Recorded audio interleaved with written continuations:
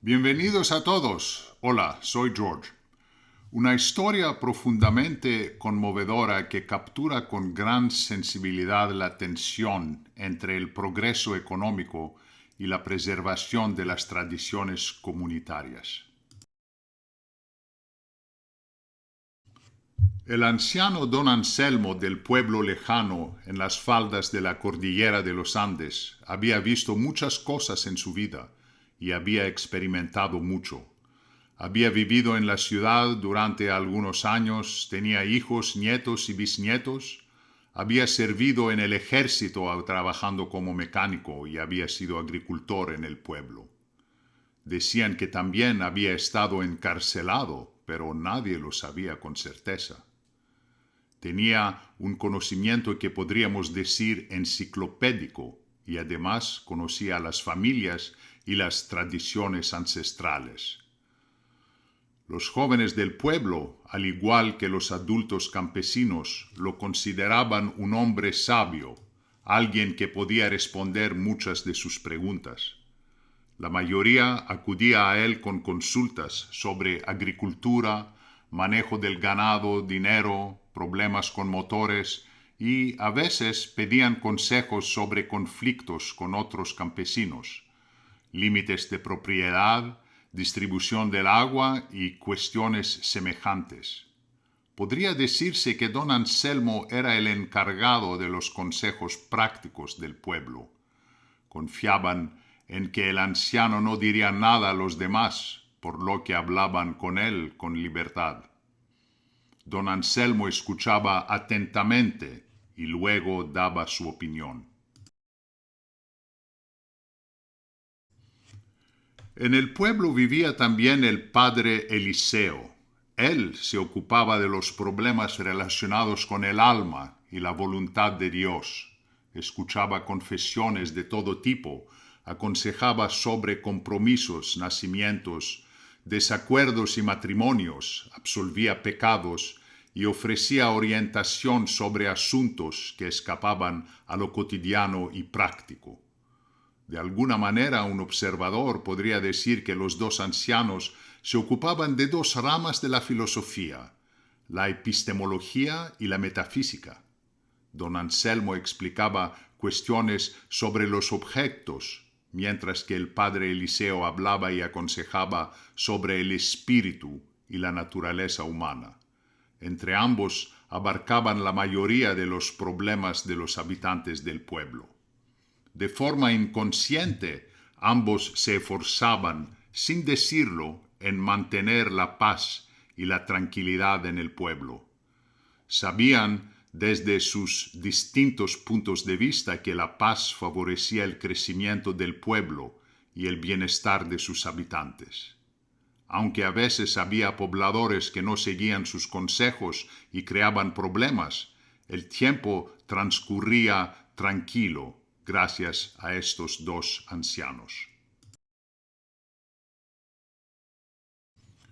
Don Anselmo tenía un miedo secreto, un miedo que no había compartido con el pueblo, un miedo que podía romper la tranquilidad de todos. En su finca y en otros lugares había observado colores verdosos y rojizos en el suelo y una vegetación pobre. Su padre le había transmitido un conocimiento ancestral. Los habitantes mayores recordaban que en tal cerro la tierra es verde o allí brota agua azul. Don Anselmo intuía la existencia de cobre y habiendo vivido en la ciudad sabía que era posible que un día empresarios y el gobierno se interesaran por ese mineral. No sabía, por supuesto, con certeza si las tierras alrededor del pueblo contenían cobre suficiente, pero ese era su miedo, que algún día una empresa minera llegara a destruir la paz y el entorno del pueblo. Su profecía un día se cumplió. Dos coches con científicos llegaron, tomaron muchas muestras de suelo y rocas y luego se marcharon. Después de unos meses, una delegación con muchos cuellos blancos, representantes del gobierno central y policías, llegó al pueblo.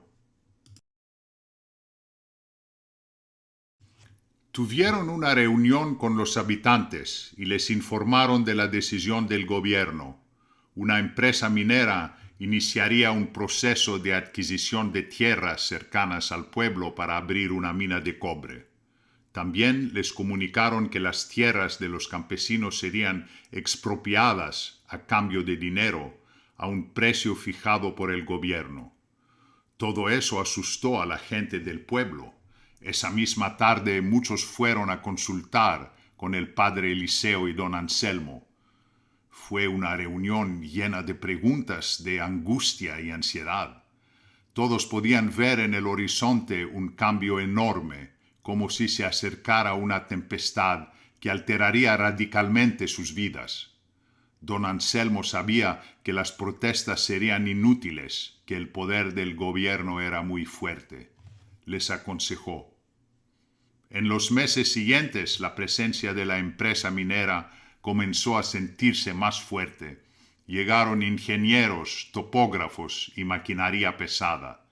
Algunos campesinos, tentados por la indemnización que ofrecía el gobierno, empezaron a vender sus tierras. Otros se resistieron con terquedad, apoyados en el consejo de don Anselmo y las palabras serenas del padre Eliseo. La comunidad se fue dividiendo. Unos soñaban con el dinero y una nueva vida en la ciudad.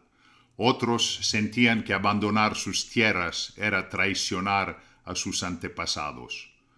Don Anselmo notó cómo las reuniones semanales bajo el gran árbol iban vaciándose poco a poco. El miedo y la incertidumbre hacían que algunos evitaran mirar a los demás a los ojos. Mientras tanto, la empresa aceleró los trámites legales y la expropiación. En cuestión de meses, gran parte de las tierras alrededor del pueblo ya no pertenecían a los campesinos, sino a la compañía minera. La mina comenzó a operar. Las montañas que rodeaban el pueblo fueron perforadas y despojadas de su vegetación. El ruido de las máquinas reemplazó al canto de los pájaros y el aire se llenó de polvo.